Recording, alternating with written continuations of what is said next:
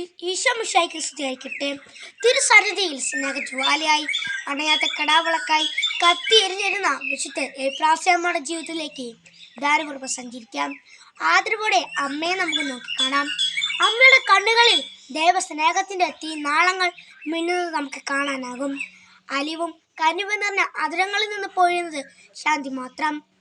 നല്ല ദൈവം സ്വന്തമാക്കിയ ആ ജീവിതത്തിന്റെ നാൾ വഴികളിലേക്ക് എത്തി നോക്കുമ്പോൾ ആ വഴിത്താരകളിൽ പ്രസാദവരം പ്രകാശം ചൊല്ലി നമുക്ക് കാണാനാകും.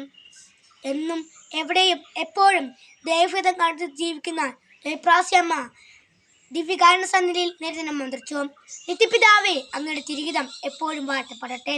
സ്നേഹയോഗ്യനായ ഈശോയെ, മാതൃവാനായ ഈശോയെ, ഏകാന്തവാസിയായ ഈശോയെ, എൻ്റെ ഹൃദയം അങ്ങേക്ക് മാത്രമായി കത്തിപ്രകാശിക്കുന്ന ഒരു വിളക്കായി മാറട്ടെ.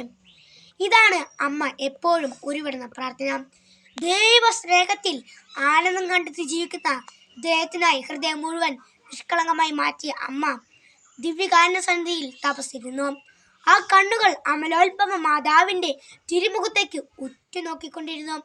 അതിലേറെ സമയം ചക്രാരിയിൽ കണ്ണുകൾ ഉറപ്പിച്ച് ശക്തിയായി നിൽക്കും.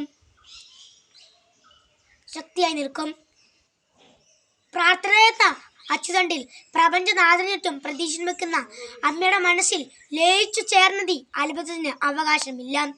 എപ്പോഴും കൊന്തൊല്ലുന്ന അമ്മ എന്ന അപരനാമം ഈ അമ്മയ്ക്കുണ്ട്. പ്രാർത്ഥനയാണ് ഈ ആത്മാവിന്റെ ഭക്ഷണം.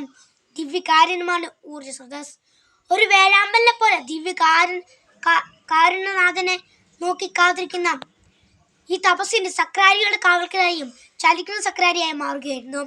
എപ്പോഴും പ്രഭാതത്തിൽ ദേവാലയത്തിൽ ആദ്യമെത്തുന്നത് എപ്രാസ്യമ്മ തന്നെയായിരുന്നു.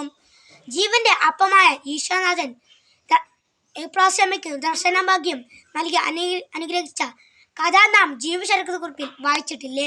ഓരോ ദിവ്യകാരുണ്യ സ്നേഹത്തിലും ദിവ്യനാഥനുമായ ഐക്യം നുകർന്ന ഈ ആത്മാവിന് കുർബാനയില്ലാത്ത ഒരു ദിനം ശൂന്യതയുടെ ഇരുണ്ട ദിനമായിരുന്നു.